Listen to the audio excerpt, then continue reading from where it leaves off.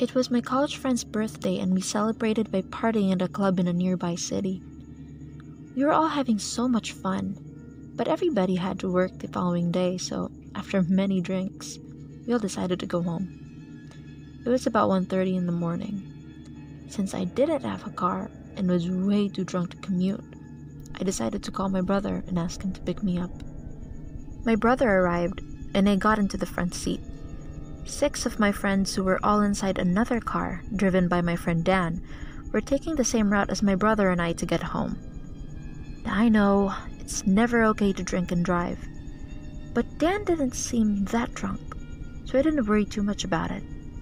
We all started to drive home, and Dan's car was just ahead of us.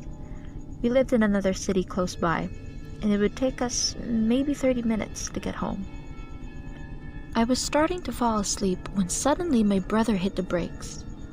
I opened my eyes, and I saw that we stopped because there was an old man crossing to the other side of the road.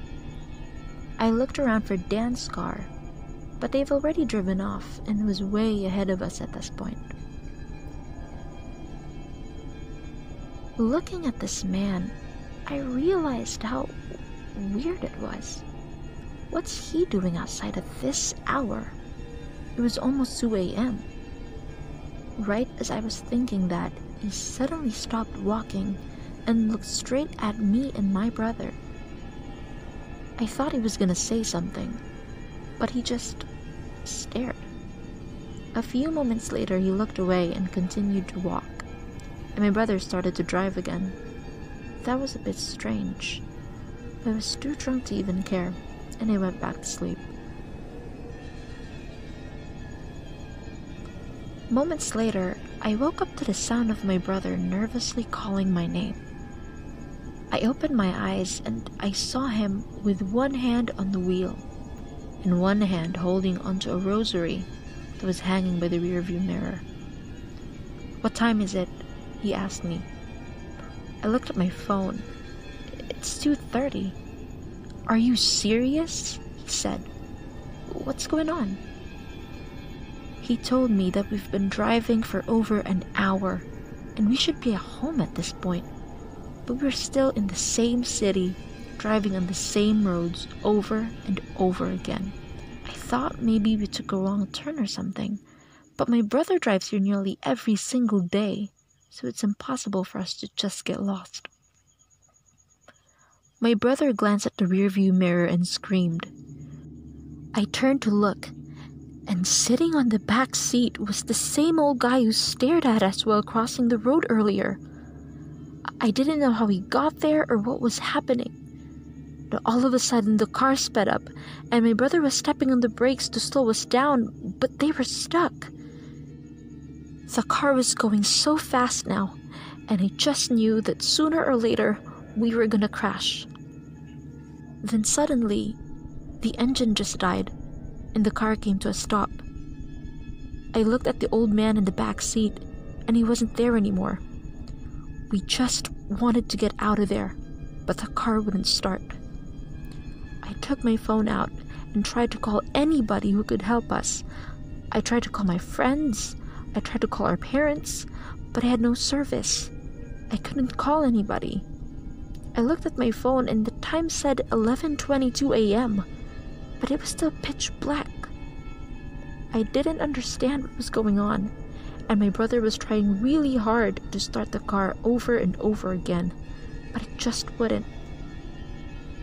I looked out to see if any other car would pass by so we could ask for help, but not one did. Finally, the engine worked, and we started to drive off. My brother and I kept praying the entire time, and we were driving for nearly an hour before finally getting home safe. My mom opened the door and was furious at us getting home so late. I glanced at the wall clock and started to cry. It was just a few minutes before 3 a.m. My brother came inside too, looked at the clock, and started crying. We told our mom everything that happened, and we all even decided to sleep in one room because we were shaken and afraid. We were only asleep for a few hours when my mom woke both me and my brother up, because there were cops in the front door looking for us. The police asked us when we were last together with, or when we last saw Dan, my friend from earlier, who drove down the same road as we did. "What's going on?" I asked the officer. It turns out that Dan and my 6 other friends got into a car crash, and none of them survived the accident. I was shocked, but I was also confused. We were taking the same route last night, and we didn't see any crash on that road at all. We told the police everything that happened to us, but of course they didn't believe us. The next morning, I saw on the news that my friends died because Dan was drunk driving. We visited the crash site, and Dan's car was still there, completely destroyed from the impact of the crash. It's been a year now since my friend's accident, but to this day I still wonder. That old man who crossed the road and stopped us from driving, the old man who suddenly appeared inside our car, was he trying to save us? If everything that happened that night didn't happen, would my brother and I still be alive?